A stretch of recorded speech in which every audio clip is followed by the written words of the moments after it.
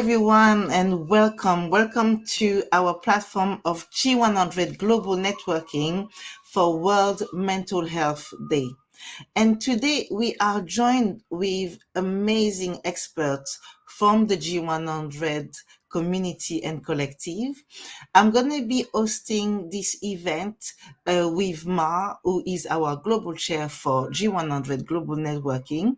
And we will have different experts who are going to be here from all over the world. Ma, welcome.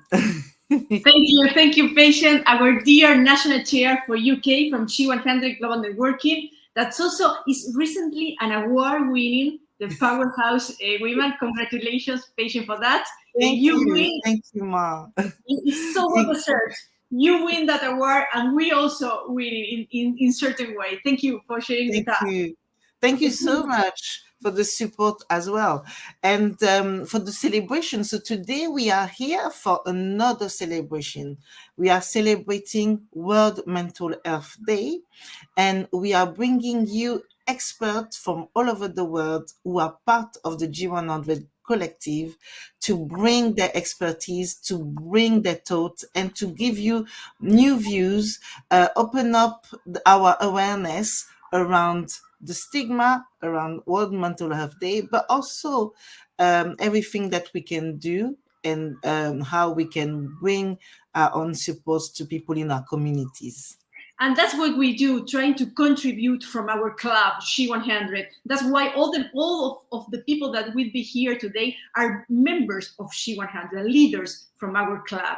And we consider that mental health, and this part of the year, we consider that mental health and storytelling are the two aspects that are so important. Storytelling, to tell these challenging stories and to learn from that, from this civil society, resilient, strong, and optimistic for the future. In the case of mental health, I think it's good to say that 1 in 3 women along their life, they experiment a situation of depression. Maybe some in a short time or in a long time. Instead, men is 1 in 5. So, 1 in 3 and 1 in 5. So we have double reasons to be here to empower women through what is mental health awareness. So we are going to start now. I would like to introduce you, patient, as a certified practitioner, mindset coach, CEO of Authentic Care, and of course, we say our chair for UK, and pushing strong to grow our G100 network. We are going to start now. Yes, patient. Thank you so much. There is a few things I wanted to say in terms of mental health. So in terms of mental health, first of all, mental health does not discriminate. Therefore, you can imagine the amount of people who are suffering from mental health. Unfortunately, also, there is a lot of stigma attached. And research shows that 3 in 5 people living with mental health illness does not seek any support due to the stigma attached to it. And this is why today is really important. And you can see, as you can see, I'm wearing yellow today. And I'm wearing yellow today because the young minds in the UK are wearing yellow to show support to young people.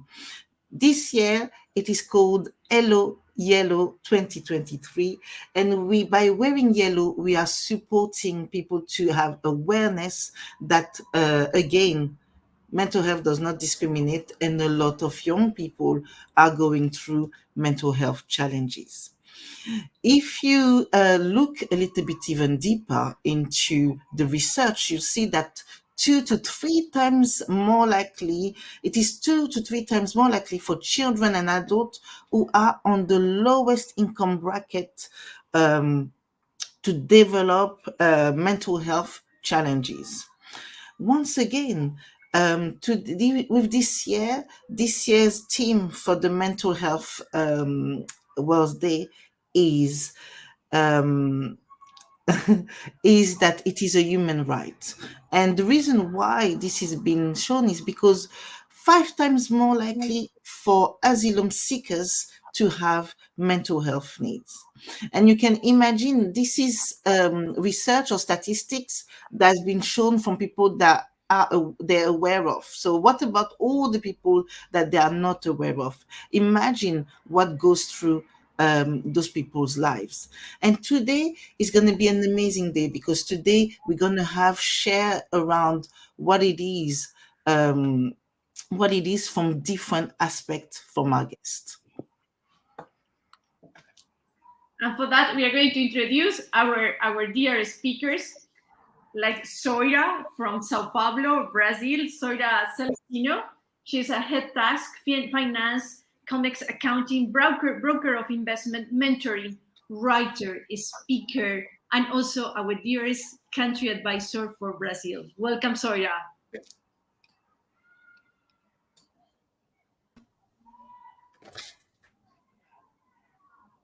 No, no, we cannot hear you. We cannot hear you. Soira, Soira.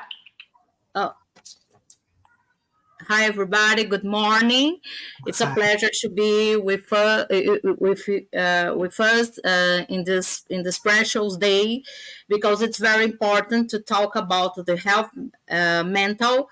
This is the most important thing in your life. We used to take care of our body, but most of the time you don't see the requires of our state of mind. And when I talk about the finances, managing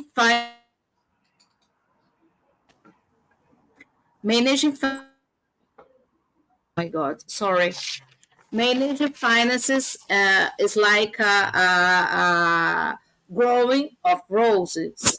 And what do you need to make roses bloom? We need fertile land, nutrients, some water, proper measure. But to determine if the quantities are adequate, we need to know the characteristics and the needs of the flower. And the same way to manage finances. The first step is self-knowledge. Uh, what are your terms? When you think about the human being, we have a three structure: body, mind, and soul. And when you need to think about the financial, uh, we need to see the deal with of the financial inside these three parts. Body, do you take care of your health? Body. Mind, do you control your thoughts? Soul, do you seek connection with the great resource of all things?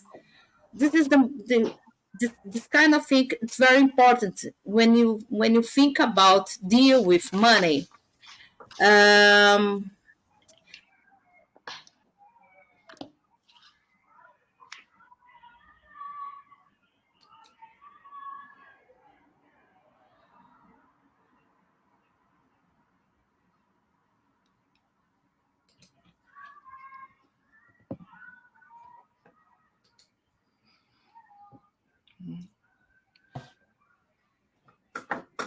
We cannot hear you. Hear you, Soira, please. sorry.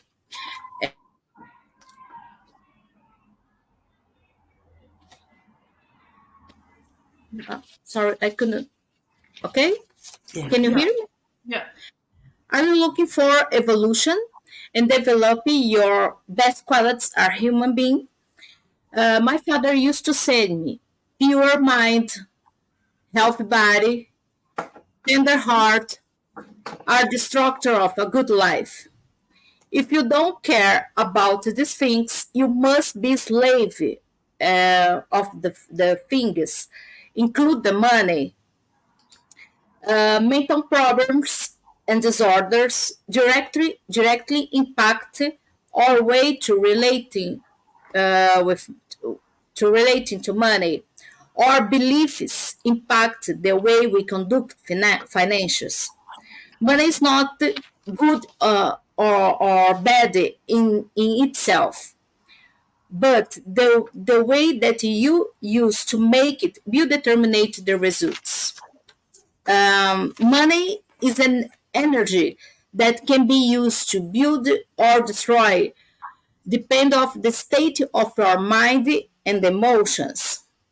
Anxiety, depression, codependence, narcissism, psychopathy, Alzheimer, borderline, low self-esteem, and other disorders impact the way we deal with financing. Then, if you have some disorders with your self-esteem, um, human used to be very exposed with a kind of exigencies of our society to take care of your body. The women must be always shapy and beautiful. We have a lot of pressures to be in the best. You can hear me? You can hear me? Okay. Then the women spent a lot of money to change your image. Most of the time is because the low self-esteem. Um, the way that we conduce our life is actually um, put the women in the kind of state of anxious and sometimes in depression, and all of things impact the way that we deal with the money. In situations of the women live with a narcissist person, she developed a codependency, and it's a common thing. Women that works and or have your own business, and at the same time, this woman has no dependence, is not independent of a man, because she lives in a condition of codependence. This is the way that I see the financial is directly related with state of mind. Then this is the reason why I understand that the health talk about health mind is very important to create the independence of women in the lot of states of your mind and the body and the soul, and the way that you define your thoughts and your state, your mind. This is the way that you conduce your financial life. Yes. I think it is the that I need to talk in this first moment, and I open the space to talk about the situation. Thank you so much, Soya. I love this connection that you made with mental health and what is financial empowerment. I love that because everything is connected and everything may contribute to a healthy living. Thank you. Thank you so very much, patient. Yes, thank you so much, Soira. And now we are joined by Steve. So Steve is our global networking UK dealing partner, and today is going to share. So he's having a few technical difficulties. So I'm going to share his presentation with you, Ma. Yeah, because he can't hear us. So let me share that with you.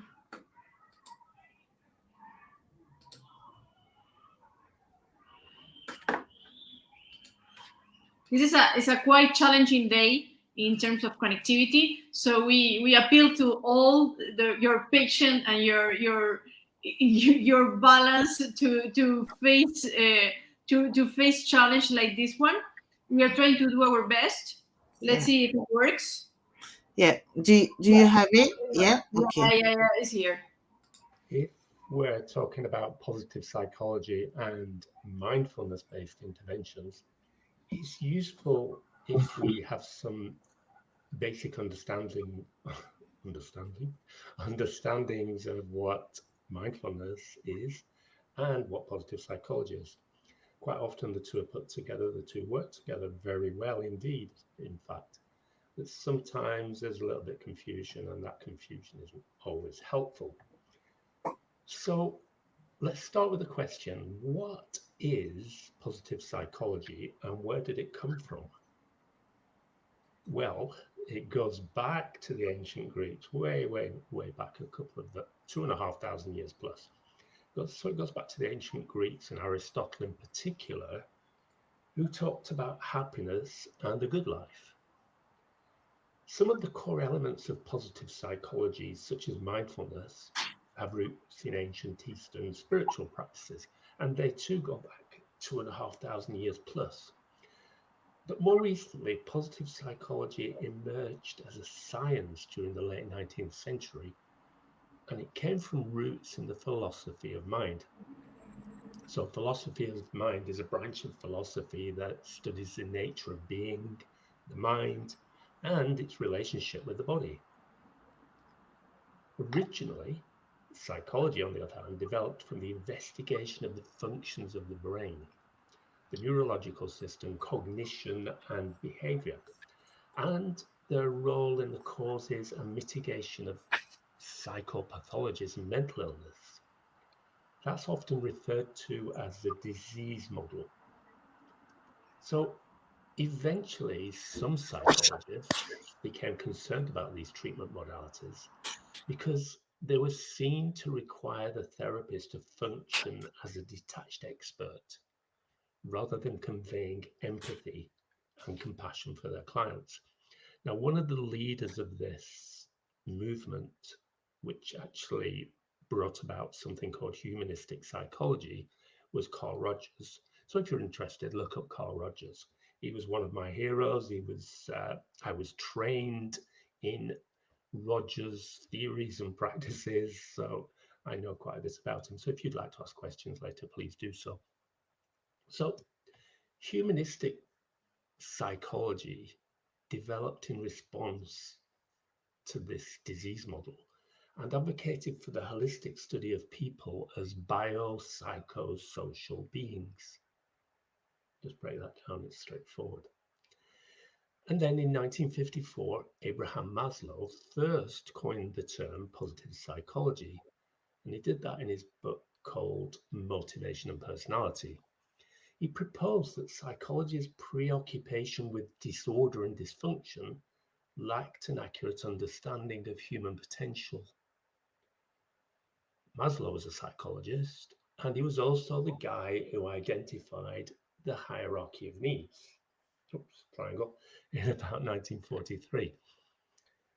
And then if we fast forward to the end of the 20th century, when positive psychology was championed by Martin Seligman, who was then president of the American Psychological Society, other people were involved too. So the explicit goal of Seligman and others was to further investigate human potential because they wanted to counter the dominance of psychopathology and establish a science of something wonderful. I love the phrase, a science of human flourishing. Positive psychologists have identified five factors that are fundamental to happiness and well-being. They include positive emotions, engagement, relationships, meaning, and accomplishment, often referred to as a PERMA model or just PERMA, P-E-R-M-A. So what is positive psychology not? Well, it's absolutely definitely not about poking at psychological challenges with sharp sticks. And it's definitely not about drowning everything in positive thinking. There. Think positively. The pain will go away. That's going to work, right? nor is it about channeling your efforts into correcting your shortcomings. That is not what positive psychology is about. And think about how draining that can be. You're trying to challenge your shortcomings, whatever they may be. That is tiring. So the main aim of positive psychology is to encourage people to discover and nurture their character strengths. I like to refer to these strengths as your superpowers. We all have them, and to varying degrees, we all possess all 24 character strengths. And extensive research has identified these 24 character strengths. So we know that the research, because it's been so thorough, that it's correct. So we all have these 24 character strengths to varying degrees. Obviously, we're not all the same. So if you're interested in knowing what your character strengths are, let me know at the end of this chat, and I'll give you a link where you can take a free survey that will tell you what your character strengths are and which ones are more dominant than the rest, and so on. So what feeds positivity? Simply put, our emotions feed positivity, particularly the positive emotions, because these have been shown that the value they give to individuals outlives the original emotion. And in a sense, these become resources that contribute to increasing our overall well-being. So we can talk about emotions in a top 10. And the top 10 emotions that I like to talk about include joy, gratitude, serenity, interest, hope, pride, amusement, inspiration, awe, AWE, and arguably the big one, love. Think about these emotions as though they were connected to a tuning fork, you know, the musical thing that kind of vibrates when you strike it. So when struck with joy, the tuning fork vibrates, boom. Eventually, though, it stops, and the joyful event becomes a positive memory. And that positive memory eventually fades. Thing is, though, if it's significant, the memory of the joyful event returns on a reminder cue. So I've got a wonderful story here from one of my current clients. She's happy for me to share this story. When she was around about the age of 16, she was madly head over heels in love with a particular pop star. So she told me that every time she saw this pop star, she got the butterflies in her tummy and she felt all kind of wobbly. She said it was a beautiful experience. But at the same time as this, she also had a very clear picture of what she wanted to do with her future. She said it was so clear, it was almost like she could touch it. But the thing was, her family didn't support her. So she was pushed and pushed and pushed in a slightly different direction. The direction she was pushed in did relate, but it wasn't quite the same, and it wasn't where she wanted to be. So life happened. She got on with life. She developed a career. She moved away from her parents' home. Indeed, she moved away from the country that she was brought up in. And then this summer, 2023, she went to a festival in Spain. And guess what? The guy or one of the people performing at the festival was the guy she was absolutely head over heels in love with when she was 16, 17 years of age. And suddenly she's head over heels in love again. She said the feeling was incredible. It was absolutely fantastic. She said it wasn't like I was trying to go back to the past. Everything came back to the present moment. It was incredible. But the other thing that happened was that she was given a very, very clear memory of what she should really have been doing with her life for the last almost 30 years. So she was reminded, and now she's moving back toward that particular course. That's an interesting story, isn't it? And that was on the cue of a pop star, good memories from a pop star. So let's go back to the positive emotions and think about related events as what positive psychologist Barbara Fredrickson called tiny engines of positivity. Professor Fredrickson argued that positive emotions work like tiny engines in our day-to-day lives, and together these tiny engines broaden and build our minds. So each time we experience a positive emotion, we give fuel to a tiny engine, we broaden and build. We develop resilience, and this enables us to manage any lingering negativities. Personally, I do like her tiny engines reference, although I often use glimmer or glimmers, and I relate these glimmers to positive moments in our lives. We all experience them. And okay, I know that's a generalization, but most of us do experience these things. And often they are indeed no more than glimmers in our daily experience. Noticing and celebrating them broadens and builds and encourages us to seek out more. So it's going to seem like I'm changing the subject slightly now. I'm not, but it will seem like that. I want you to think for a moment about spirals. Spirals are ancient symbols for growth and evolution. And insights from the broaden and build theory inform us that upward spirals of positive emotions can counter downward spirals of negativity. But that said, we all know that we will experience the downward spiral at some point or other. So that begs a question. What can we do about it?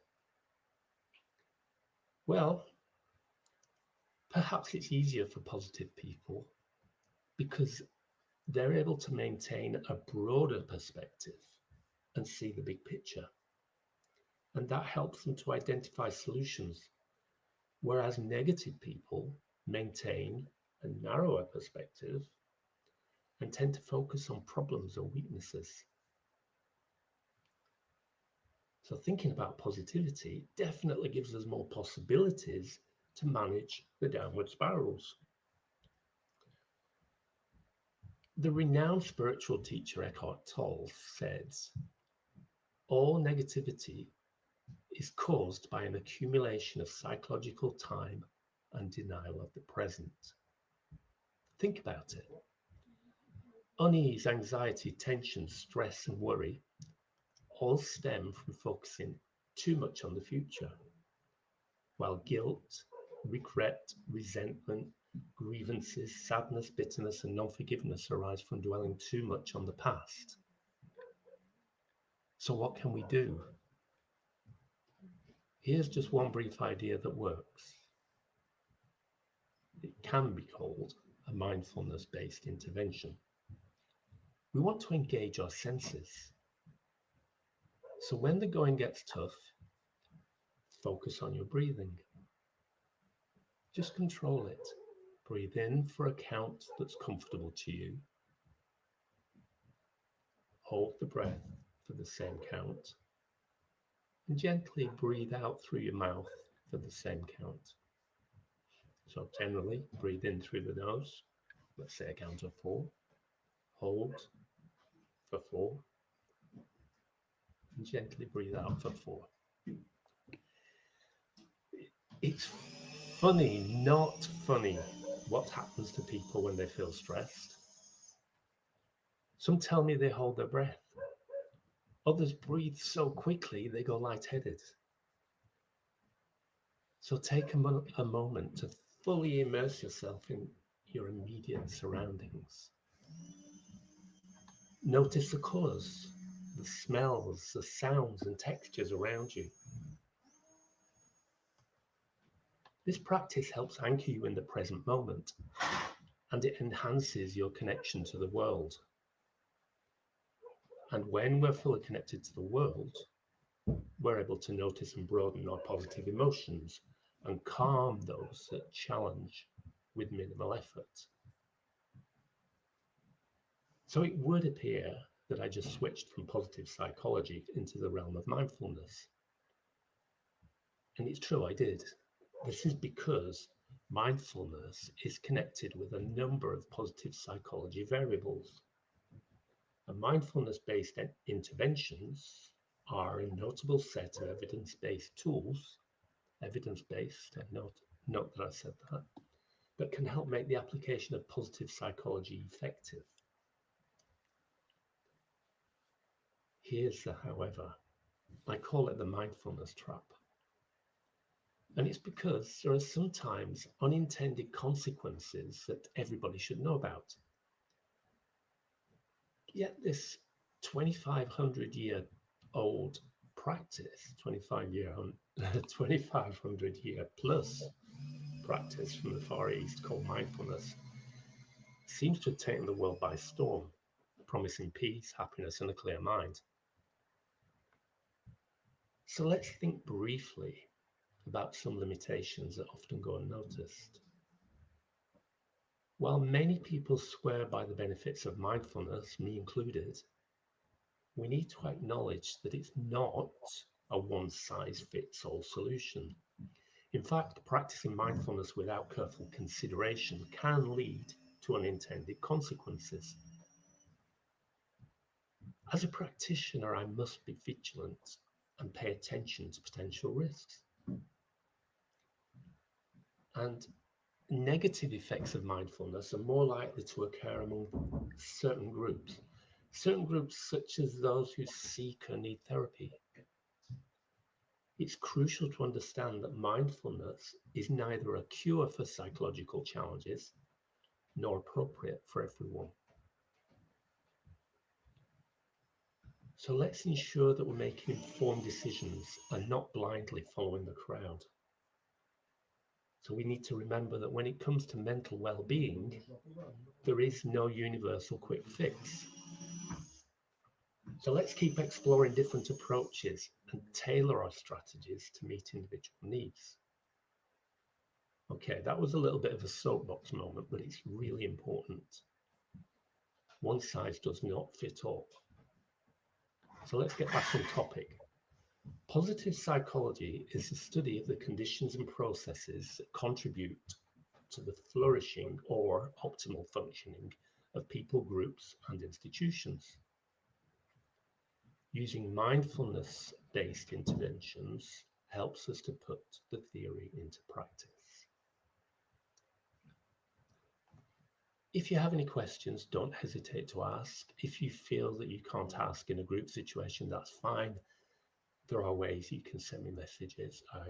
I'm always happy to answer questions.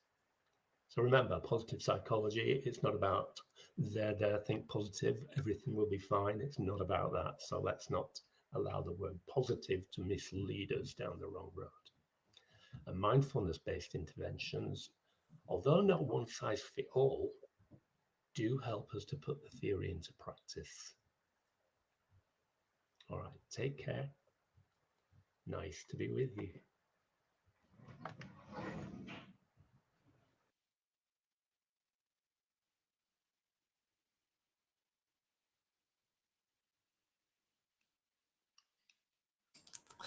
Steve, thank you so much for sharing this. I feel like that was a complete lesson, you know, of where positive psychology comes from, and also how mindfulness based practices can support or in some other ways not support as well.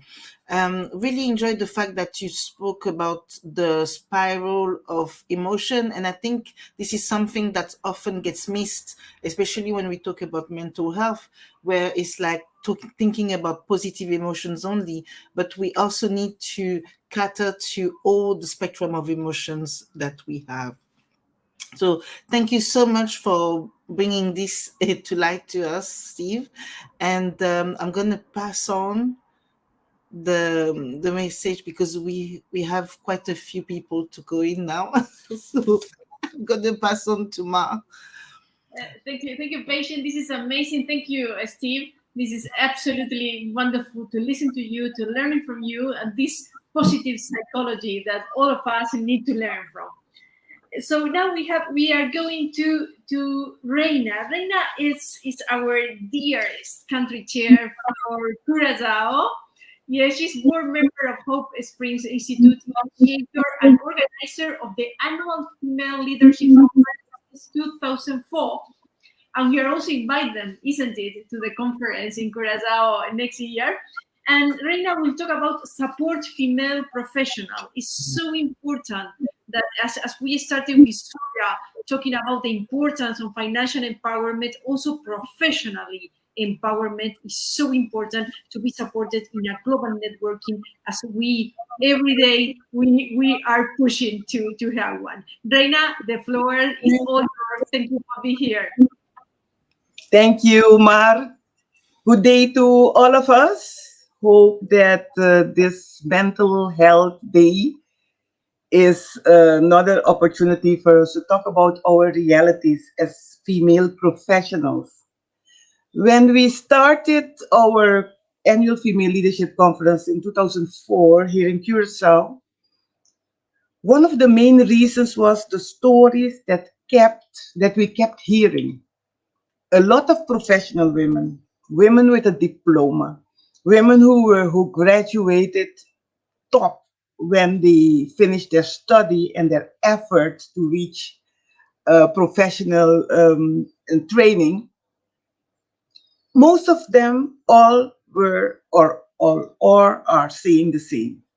They need support. We need support. And the support is something that you don't think about when you are studying because as we were growing up, people, you get stimulated to go to school, you get stimulated to look for a profession. There is a lot of stimulation to help you to reach your goal. And the moment that you have that beautiful diploma nicely framed, everybody pulls off from you. You're on your own because you made it, you did it. Actually, that's when you are going to start. First, you don't have experience, you don't have a good professional network. A lot of women, especially those studying with scholarships and so, don't have the finances to finance the basics. You need to look good. How do you dress? That's one of the things to look good as a professional person. Another thing is all your accessories, all the things that you need to look professional. The harsh reality is that even if you have it, sometimes you don't have the mentor, the it's still support to keep you on the road that really will make, that really will help you have a top professional career, the one that you desire. I joke sometimes and I tell women that the reason that that they cannot do it just like men do is because they don't have a wife, a full-time free caretaker who will take care of them when they are building a career and who can give them an awesome life outside of the house and in the house. That's a handicap. That's a challenge. And when you understand that, you can understand that, especially because we all were promised so much after 1975 International Women Year, and how everyone knows and everyone knew what has to happen or how it had to happen. They promise us so much. But do you know what the reality is? You study, you get your diplomas, you get a good job, you're so happy that you get this awesome opportunity, and then you have to work because you want to. You're not forced to do it. You want to because you want to have a career, just like men have. And then you work, and then if you develop a life, you get a family.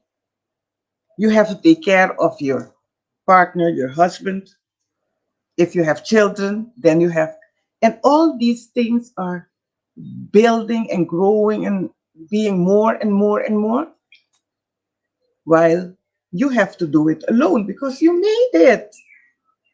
Even if you have money, you cannot do it alone. And that's where the mental health problems start. And another thing we were talking recently, so many times you don't see that someone is going through that emotional, mental challenge. You don't see it because we all look good, we all give all our efforts to appearance, to image. And when you have all the things that you built up because you can, you also realize that after working at your job, at that great top position that you have, and I keep repeating this, even if you have money to pay for people to take care of things, you are still needed to take control of what is happening. You need to make sure that your kids are okay. So when you get home, they need attention. They need to be clean. They need to be well fed. Even if someone did it during the day, you need to take care and see if it really happened, and you have to give your part of it. If you have a partner or a husband, he needs attention too. So you need to be prepared to do that after your work, after the kids, after all the things you have to do. And don't forget another thing. You need to make sure that your house is clean. Not everyone can afford a cleaning person to make sure that when you're doing your job and making the money to pay the cleaning person, that your house is well kept, that your garden is well kept, your pets are well kept. In one breath, that is too much. And that is why all the researches do show that mental health disorders are more in women than in men. The poor mental health of so many great women has simply to do that life becomes too much. Let me repeat, life becomes too much after the diploma and after all the great things that you were promised and you promised yourself that you were going to do and not fail because you did not fail for the diploma, so you don't want to fail in life. Professional women have so many different responsibilities and not enough support in life, personal, professional. That is why I always advise this, especially to young women, because I know what I benefited from. So I really tell them all the time make sure, and this you have to start doing from young on when you start studying specifically. When everyone is talking about networking, and networking is mostly with people that you are competing with, because as a professional, you are in constant competition if you want to build a career, if you want to be the best in your profession. You have to start working on the networking with people who will support you later in life. And these are your elders, your mother, your aunt, godmother, other elders around you. Build a relationship with them. First of all, they have life experience, so they can help you see what you don't see. Another thing is that when you are at a certain stage in life that you are working, and so maybe they have stopped working and they have more time, and if they are healthy, they can help you. And I'm not talking, and a lot of time people see this as not important. This is very important. The personal support, the fact that someone loves you, really care about you, And this person can be the one constantly recharging your battery in a way that none of the other people in your networking circle will be doing. This is a topic we speak every year about in our conferences. We try to let people understand that sometimes the people that you think are important for your well being are not the one that you need in your well being. Again, make sure that you have, maybe you have two network circles if you want to look at it like that, but make sure that you have a private network specifically with elders, people with more time than you do, and people with more life experience than you.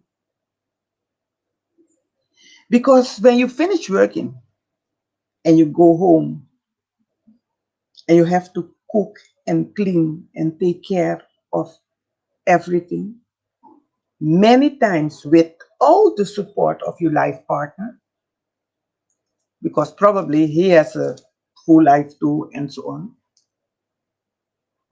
you need to make sure that maybe the one that helps you taking care of your kids also cooked and is sharing food with you. This is one of the best supports when we talk about mental health in professional women. And when because we studied and because we have a career, sometimes we neglect the things that can keep us strong, keep us stable. If you know that life is not giving you what you really expected, start by taking good care of yourself. That's the only person who can do that is you. You have to bathe yourself. You have to make yourself look good. You have to make yourself smell good. You have to do all those things, and you are the only one do it. It's one of the I see it as one of the important pieces to stay stable. When you look in the mirror and you look good, it probably also will make you feel good despite everything going on around you. Next to having elders helping you, because that support is priceless, be good with at least one person in your professional circle, someone who is also understanding, and ask for help. Because I know from personal experience that you may be afraid to ask for help in a situation that people think that you already know everything, and people see you as the one to go to if there's a problem. But you need at least one friend who may understand you. Another very important thing is because we lose so many things while growing professionally, and I'm saying this because it keeps coming back every year again. We lose so much simply because we think that we know what's going on out there. Trust me. Doesn't matter where you did your training period while you were studying. Doesn't matter who you are, how good you are, how your points were when you were studying. If you are not from a family with a history in the corporate world, with a history in business, with a history in building a career, I'm sure you never heard certain things. The games being played if you want to succeed, the relationships that you should have, the relationships that you should not have, all the rules of the game for being a professional. And this is where we get to the topic of class and professionalism. You know that the class you come from will influence your career. It will determine if you're going to have the top career or not. I know you're going to say there are so many success stories and people who had nothing over here. It was written in their birth chart that they should have that kind of life, just like it is in your birth chart that you are having the life that you have at this moment. I dare to say mental health as a human right is your reality to make it a good one, a good right, or not good right. Don't be pathetic. Don't see yourself, especially when you in the constant competition with people who want to achieve the same thing as you want to, or the people who want, if you want to keep a position that you have, that's where the challenges are. You need to ground yourself. Grounding yourself means look at all the ancient knowledges, the old wisdom that you can choose from and use and benefit from. I keep repeating this. You have to take care of yourself. You have to love yourself. You have to keep reminding yourself what you want in life and why. And a thing that something that is real, a big reality also is that none of the situations you're going through in life will last 100 years. You will get challenges. You will get difficulties. Educating kids when you're building a career is one, I think, one of the biggest challenges for all women. But the kids will grow up, and you want them to grow up as reasonable adults, and you only want to have the pleasant memories, and you will survive it. Just three tips while finishing. I repeat, love yourself, take good care of yourself. No one will do it for you, no one can do it for you. Enjoy the things that make you happy. Make sure that you have them. Make sure that you have things that make you happy. Not people, things. Enjoy them. Make time for things that make you feel good, make you happy. Can be a good conversation with some friends, can be going out in the nature. My go to thing is gardening, that you see development, good development, it makes you happy. And you need to leave your phone, that small, powerful thing that we all are working with it now. You need to take at least once a week a vacation from it. Put it aside, not only because you don't need all the information you're getting, but also because when you go on it, you will see things from someone, things that upset you. Take vacation from it. And the best thing that you can do additionally, spend time with those around you, your family, your good friends.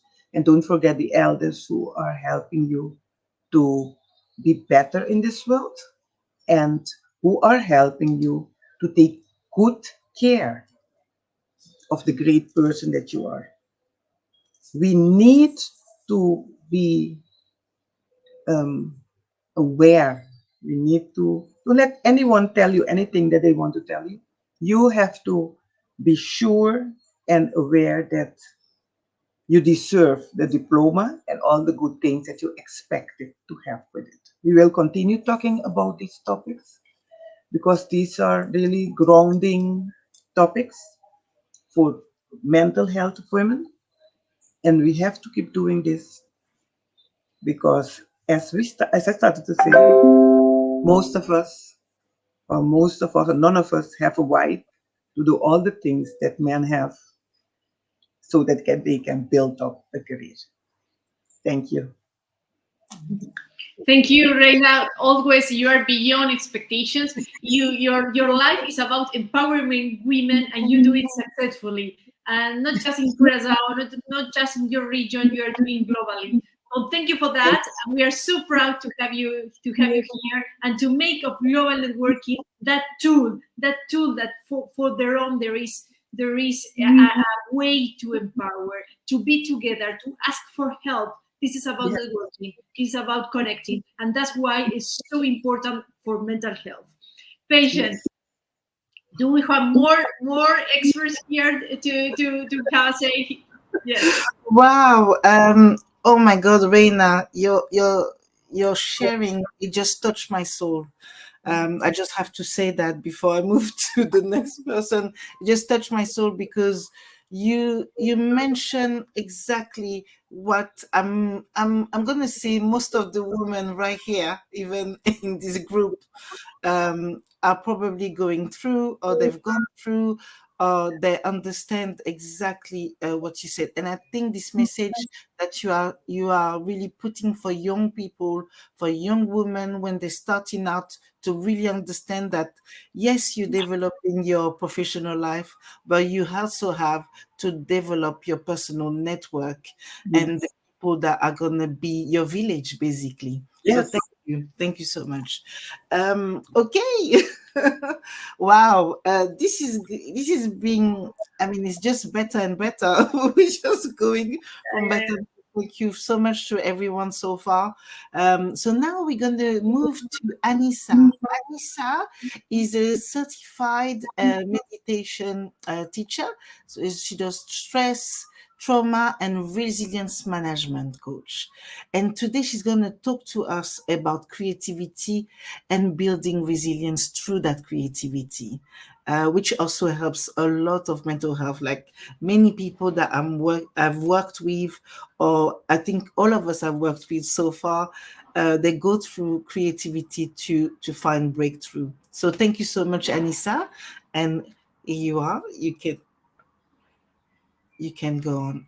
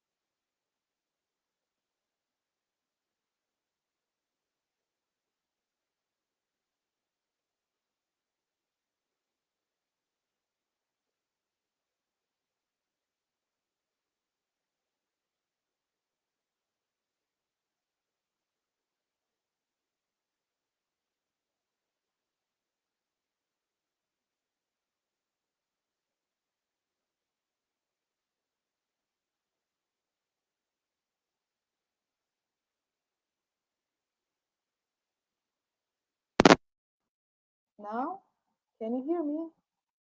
Yes? Okay. Can you hear me well? Okay, I see people say yes. It's okay. So let's do it with a video. So I was just asking if you like to take just a moment and ask yourself how you are doing. We do not ask this question from ourselves. We ask other people how they are doing, and we do not ask ourselves, or very rarely. So that is the main question that I want to have it at the beginning of the presentation. How are you doing today? What is the level of your energy? If we can get from 1 to 10, what would you give to yourself? And saying that, let that compassionate inquiry to yourself, to do it for yourself, to see how you're feeling. Um, I think I have the wrong presentation here. I'm so sorry for that.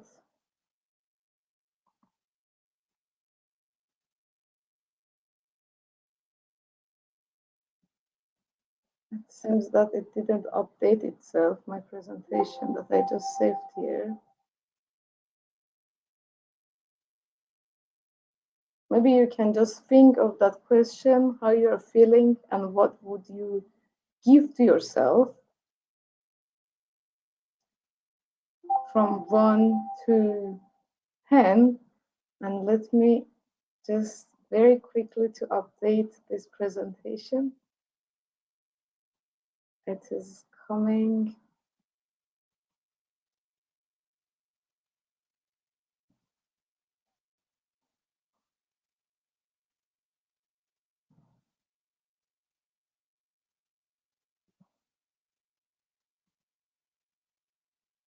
So sorry for that, the new one is coming.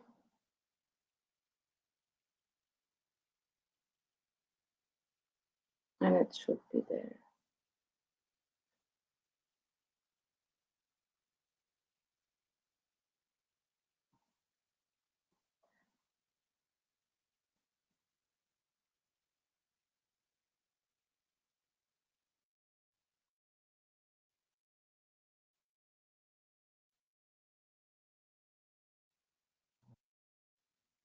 Do we have that? Patient, can you see the new ones?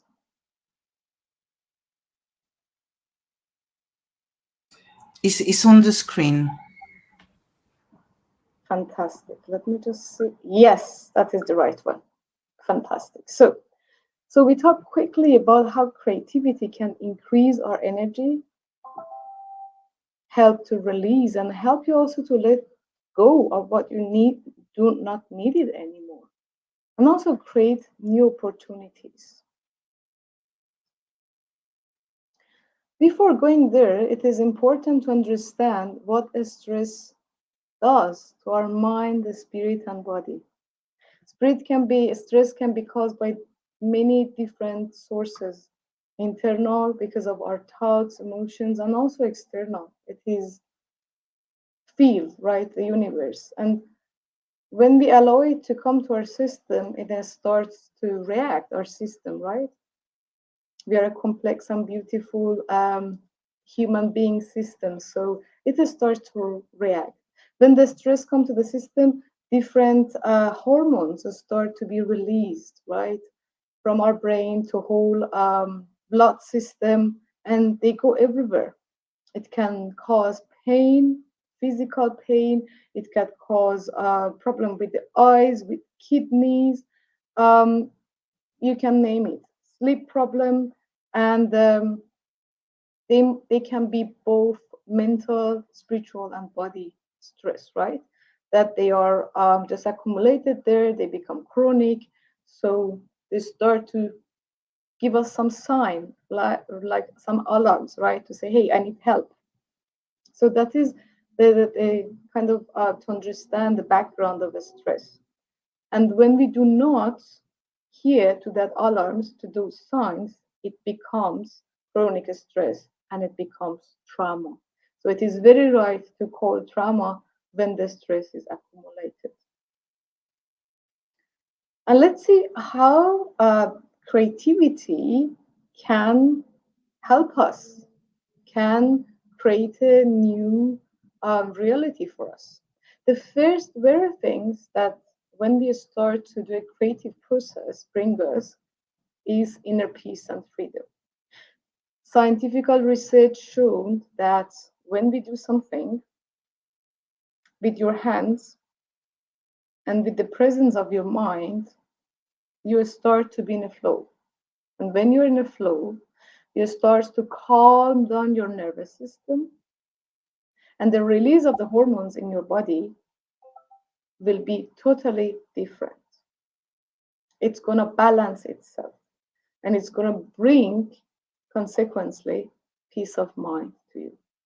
And when we have that peace of mind, and then tranquility, we can make more space and do more of what we need in life. So if someone comes to me and is drained with energy, I ask them, what do you like to do more in your life? And then they say, I do not have time to do that. I like to do gardening, but I do not have time. Say, hey, look, just start to do it, maybe 5 minutes, 10 minutes. It gives you more energy. So you have more energy to finish your stuff in a shorter time and then do more of what you like. So the very first point is bringing inner peace and freedom with creativity. The other important aspect is expanding our horizons. When we start to do something creative, we let go of judgment. We let go of beliefs. We start dealing with the things that are there and we have believed that they are right for years and they are not. And when we start there in our space, in a flow moment, we can see new stuff can happen. We see no limitation. So it gives confidence. So if a person comes to me with a low confidence and a stress that they might, cause one other, starting that creative process, I offer art. Someone else maybe offer playing with the clay or do another creative exercise. And when they start, they can see that, wow, I'm powerful. And that increase also confidential self-confidence. The other point, it's about emotional well-being. Many times, the stress is caused by our thoughts. We have around, I think, 60,000 thoughts per day. And if we do not take care of them and allow whatever thoughts just start to grow in our mind, in our body, and in the spirit, we are going to be overwhelmed with that. So creativity allows us to deal with those emotional matters and then our thoughts, right? So for an example, I had a workshop last week and I wanted to bring your attention to your painting, and she was drawing. And at the end, when she was finished, she was like, wow, it seems that I have an eye here, and that means that I need to have an eye on my inner child. So I need to take care of my inner child. So it brings really to discoveries. I wanted to bring that as an example, as a real example. It is very helpful when someone cannot sit and meditate. So creativity is a form of meditation as well, because as we said, it brings freedom, it brings tranquility, calm, inner peace, and we can deal with our emotions that are there. It is something that I really like to tell, and I brought it here for you. We are born to experience our own inherent beauty, light and grandeur. Let's do it through arts and creativity. What I would like that you take away from this short presentation, especially today, the Day of International Mental Health, is what creative process make your heart sing. Doesn't matter how much it takes, just identify that and just see how you can integrate it to your life, even 10 minutes per day, because that gives you energy, that calms your nervous system, and you're going to be energized and you're going to have more energy to do what you like, less stress, sleep better, and then you can see the consequences. Thank you so much, G100, for having me. And if you have any question, just connect with me, and I'm honored to answer your questions. Thank you. Wow, beautiful. Anissa, I really enjoyed it. And like you said, I think our body is giving us signs, but often because we are in the day-to-day work and we need to do so many things at the same time, we don't have that time to ground ourselves. And I think within creativity, we kind of like are able to find this time to come back to ourselves and to be like, you know what, let's stop the time for a little bit. So really, really Really, really love that. Thank you so much for your Thank presentation, you so much for inviting me, Mara and Patient. Thank you so much. for your I will follow you live. Thank you. That's fine. And now we're gonna come on to our dear Veronica. Veronica is gonna talk to us about mental health for teachers. Veronica is our chair for the Chile Global Networking, and she's the founder and executive director of a foundation Media B, Communication and Educational Innovation. Thank you so much, Veronica, for joining us. And the floor is yours. Hi, thank you very much. It's a honor to be here. I loved all the presentations. I have learned a lot.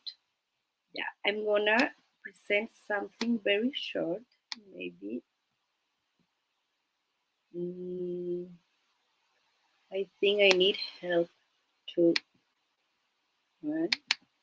No, okay. No, it's not okay. Can you help me with my presentation, please? So once you, that's it. There. That is. That is. Yeah, thank you. Like Patience said, my theme is my issue is teacher mental health.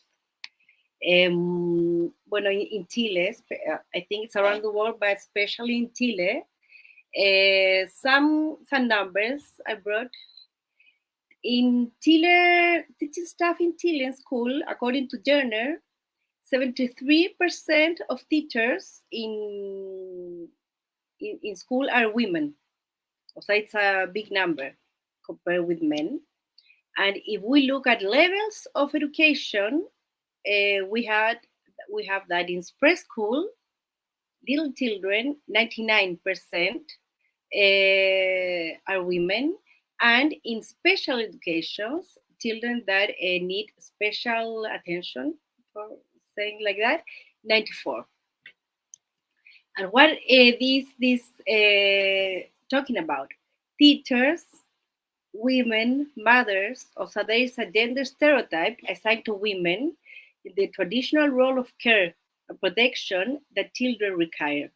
Understanding the role of women as maternal support, also who needs to take care of children in school and in home, usually is there we are as women. Teacher mental health in post-pandemic 2022, 66% of teachers in Chile use at least one medical leave. And their mental health was the third cause of medical leave.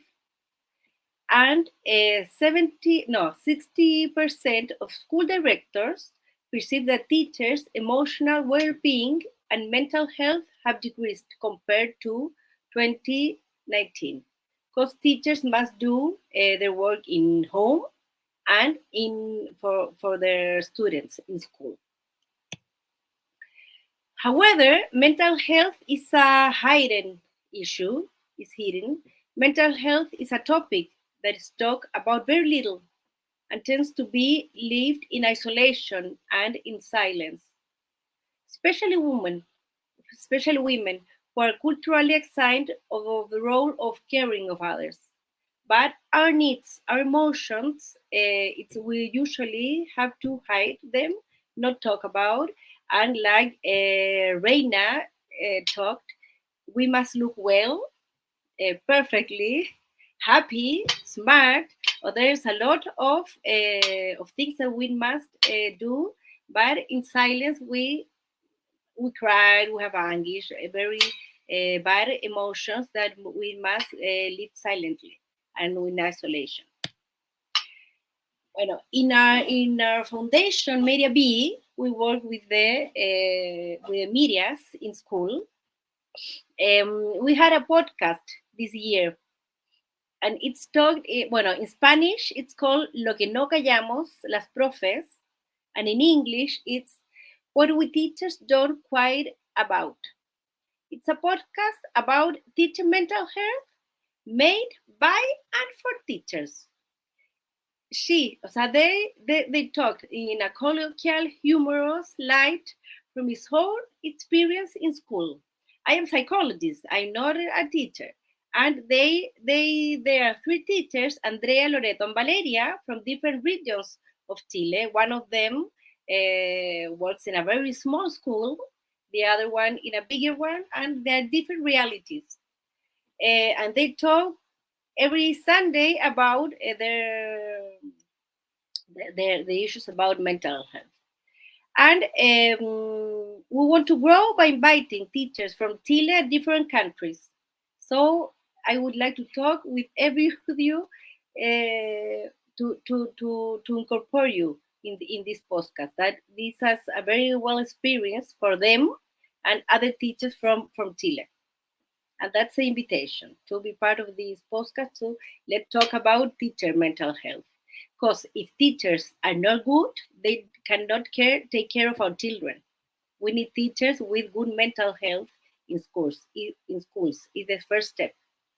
And that's it. Sorry if my English was not so good, but thank you. Thank you very much. Your English, your content, and everything, and the message was absolutely amazing, Berg. I'm sure all of you agree with me. From you came from Chile, from the perspective from Chile, but also what you are doing is something so amazing that you create a great global impact on your message. Education, global networking, and mental health. How important is. So thank you so much, Veronica. Patient, what do you think about this? This is take from Chile. I was just writing in the comment, like I think you started your presentation by saying in Chile, but I believe it's everywhere because none of us really think of our teachers, the teachers who teaches our children. We think of ourselves and what we're going through. We think of our children, but we never think of whoever is there to care and to support our children. So I think this subject is amazing, and I think what you're doing is a great work and a needed work. Thank you so much. Thank you. Thank you. All right. Our next speaker is from France. Yeah. And we have Anne Bost. Anne Bost is our global our country chair for France for global networking, and today she's gonna be here and she's gonna talk to us about. Oh, hold on, I don't have the subject. Anne, what are you sharing with us? Sorry. Surprise! Ah, So let's deep. It's okay. it's I can amazing. introduce. Yeah. Thank you. So just quickly before you start, Anne, let me do a quick presentation. So Anne is a transformational catalyst, a life mastery coach, a miracle breath therapist, an author, and the founder of Breathing for Change. Just a bit of boasting here. You can see that everybody is of a certain caliber. There's amazing experts in this event. So I will encourage you to also connect with everybody here. Anne, thank you so much. You have the floor. Thank you. So today we are gathered on a remarkable occasion, International Mental Health Day. It's a day to dive deep into the realm of the extraordinary, where we explore the deep connection between our minds and our potential. I'm here today to talk about unleashing the force of breath for mental mastery and unstoppable well-being. In a world that often feels like it's moving at the speed of light, we're here to ignite the fire within, to unlock the hidden power within every breath we take. You see, what separates the extraordinary from the ordinary is our mastery of self, especially in the realm of mental well-being. The mind-body revolution. Let's kickstart this revolution by diving into the mind-body connection. When we talk about mental health, We are talking about the inner game, and it all begins with our breath. The simple act of conscious breathing is your gateway to mental clarity, emotional equilibrium, balance, and a life that's anything but ordinary. Conquering the storm. Stress reduction techniques? For me, in a world where stress can feel like a relentless storm, we've got a secret weapon: conscious breathing. Through tailored breathwork techniques, we have the power to calm the storm, to find stillness amidst chaos, and to dance with serenity even when life's tempests rage. And becoming the architect of destiny, self-mastery unleashed. But here's where the magic happens. Self-mastery through breath. You and I, we are not just passengers on the ride called life. We are the architects, the creators, and the unstoppable forces of nature. When we harness the power of our breath, we gain mastery over our destiny. We transform our impulses into fuel for our journey. We become the titans of our faith. But this journey goes beyond mere stress relief and self-mastery. It's a journey into the earth of spirituality. In every breath, there is a whisper of the divine. In the silence between breaths, there is wisdom beyond words. Through breathwork, we connect to higher purpose, unlock the doors to inner peace, and step into the sacred realm of self-realization. As we embark on this mental mastery mission, here are some action-packed tips. Integrate conscious breathing into your daily rituals. Find those precious moments to breathe deeply, comfortable, meditate, or immerse yourself in yoga practice. Share these transformational tools with your tribe, your peers, and your global community.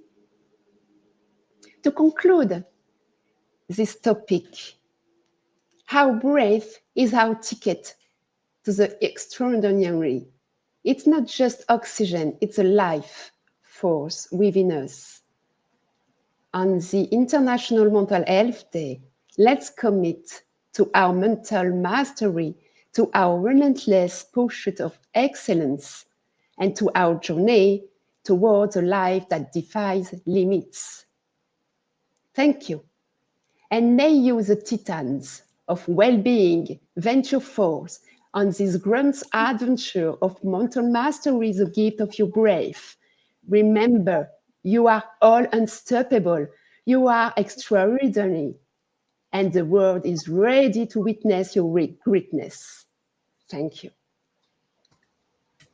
Thank you so much. Bravo. And you're an author.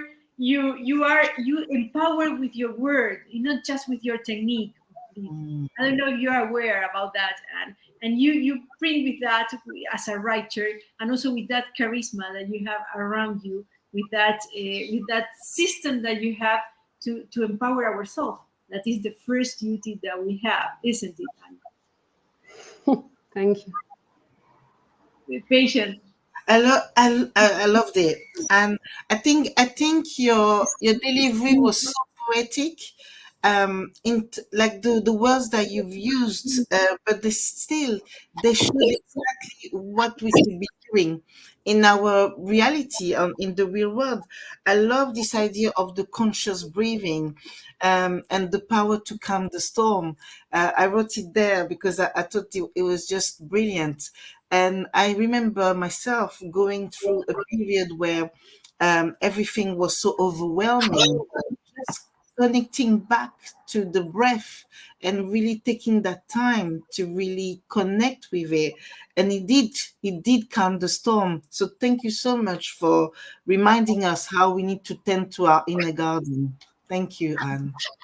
A pleasure for me. Thank you too. Before I wrap up, and before going to the session of patient that we are going to close with that, I wanted just to tell you that we are having very important challenge in terms of connectivity, in terms of sound. So this is and we have to breathe. So thank you, Anne, to remind me that I have to breathe, because it was quite stressful, this session. We have losing some speakers that had to go. Some of them, like Steve, they had problems with connectivity. So despite all the challenge, I think before we go with patient, I would love for you, Reina, Soira, Veronica, Anne, so a wrap up of 2 minutes, because we have gone from financial empowerment with Soira, that is something that involves networking, involves personal resilience, involves good connection with the rest, and also maybe external support. We go to positive psychology and mindfulness, the capacity to be aware of how much we need to put attention in our attitudes, in our breathing as well, to say, I am here, so I am powerful enough to do this. Then we go with Reina, with the support to female professionals. That, of course, is a matter of networking. Why not? It's a matter to support each other, and that's what we aim in global networking, to be aligned in the same path. Of, instead of asking the public sector to do something, doing by ourselves. How women we could be empowered by themselves. We went to Veronica, and the absolutely pillar of what is education.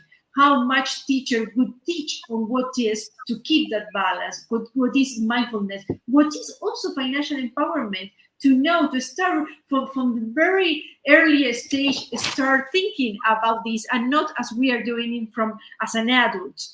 And we end with and we have Anissa with creativity, to boost creativity, the importance to boost creativity, and that is connected with education.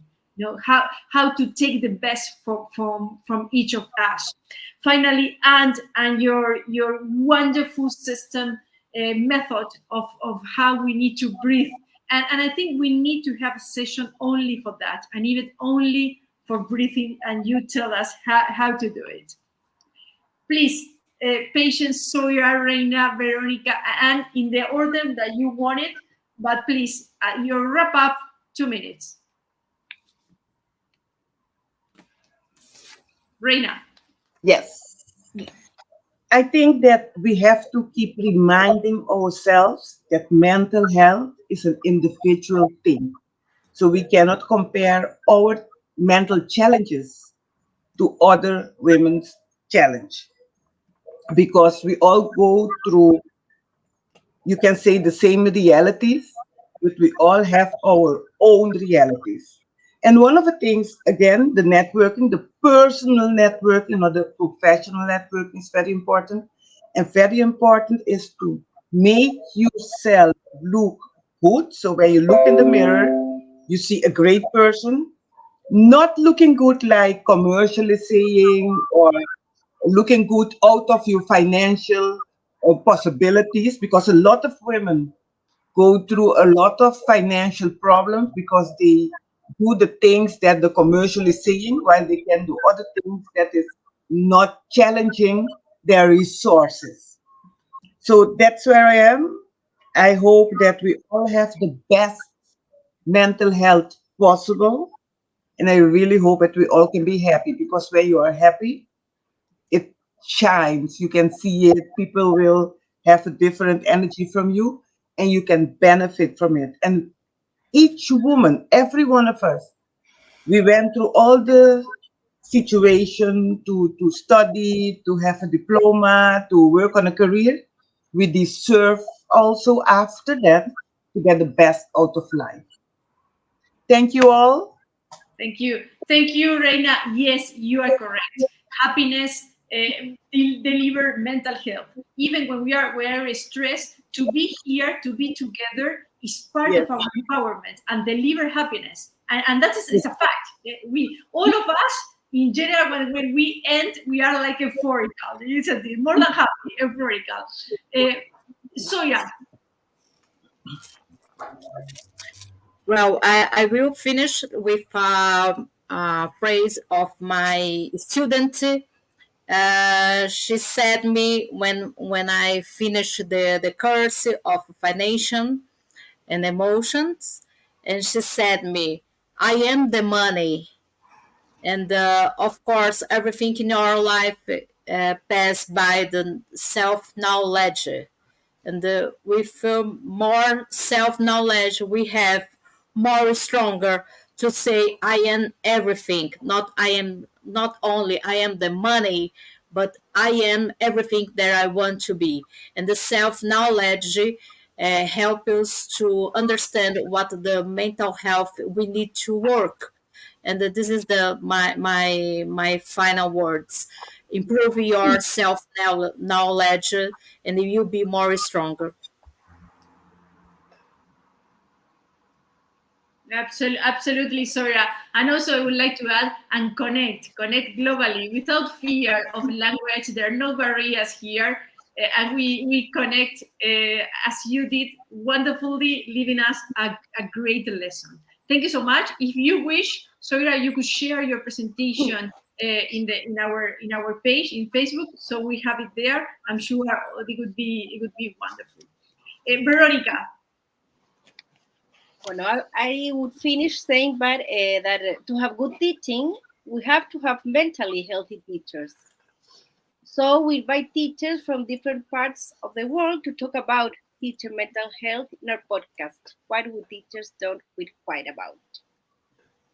That's all. That's fantastic. A teacher that leaving us a lesson. So thank you so much, Veronica. This is absolutely wonderful. Maybe as I say to Anda, we need to do something separated. We also need to have an event on what is education, what is the role of the teachers, and how they may contribute to better society. Thank you so much, Veronica. And before our relaxing session with patient, your last remarks. I think that every day I'm relaxed. I don't in a special moment, but I'm very pleased to share this moment with you, Passions.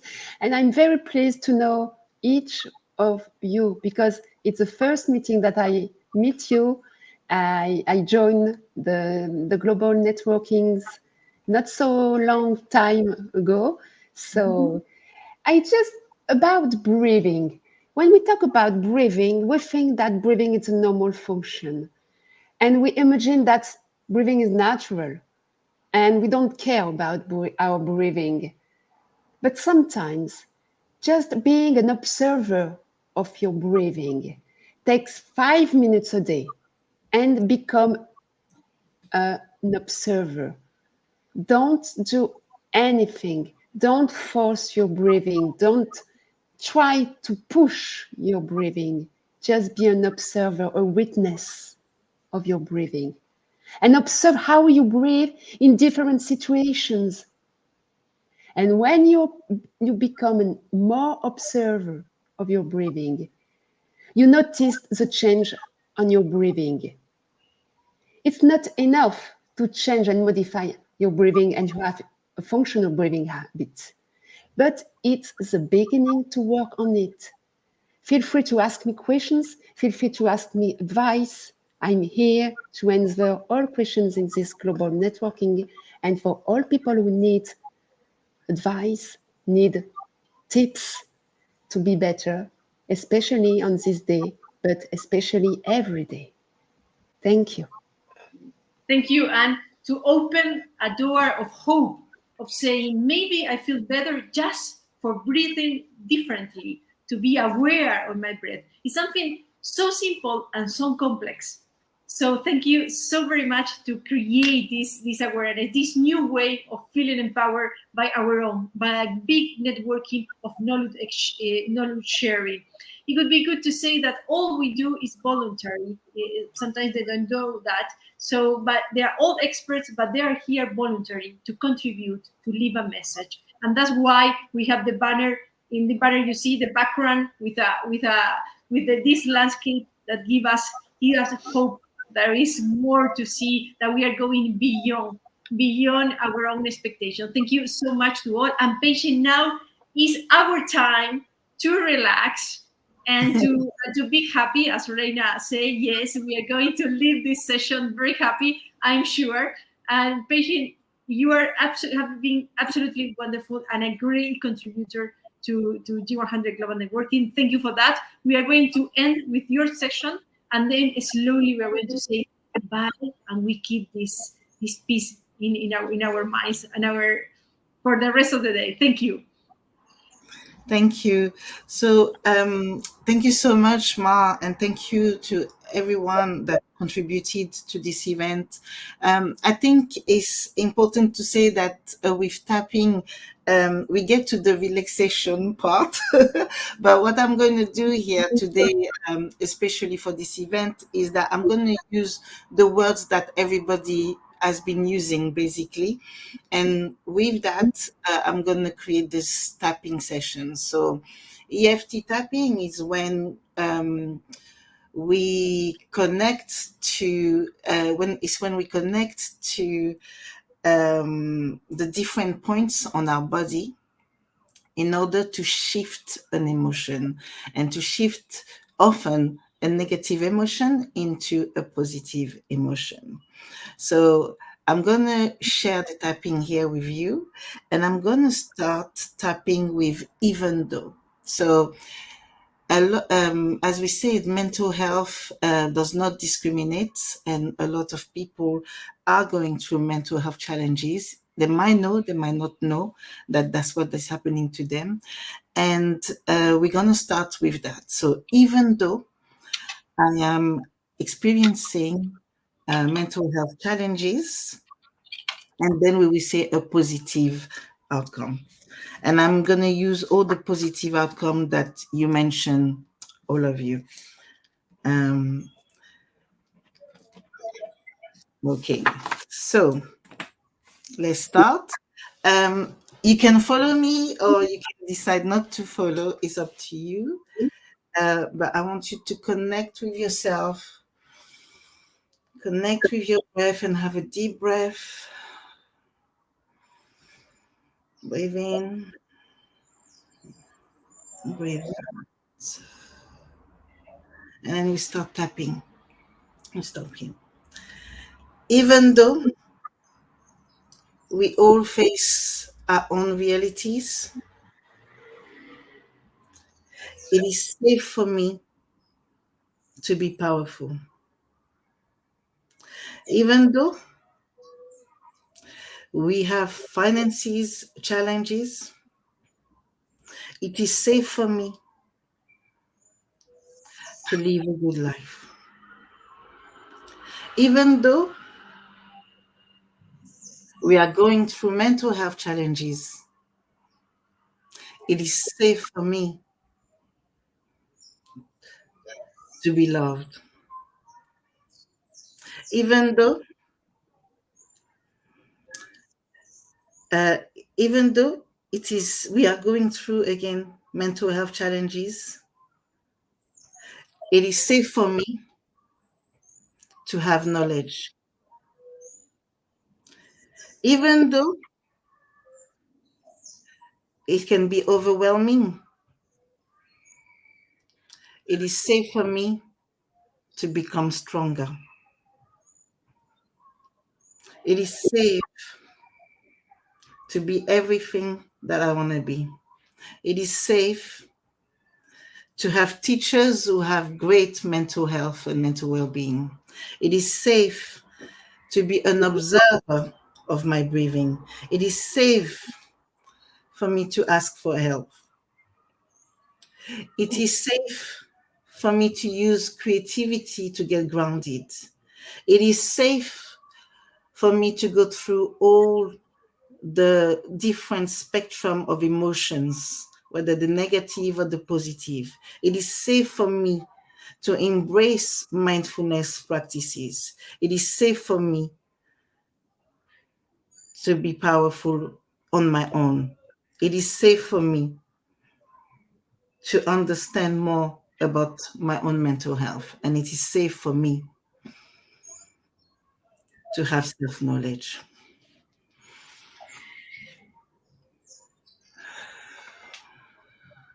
Thank you. Thank you, everyone.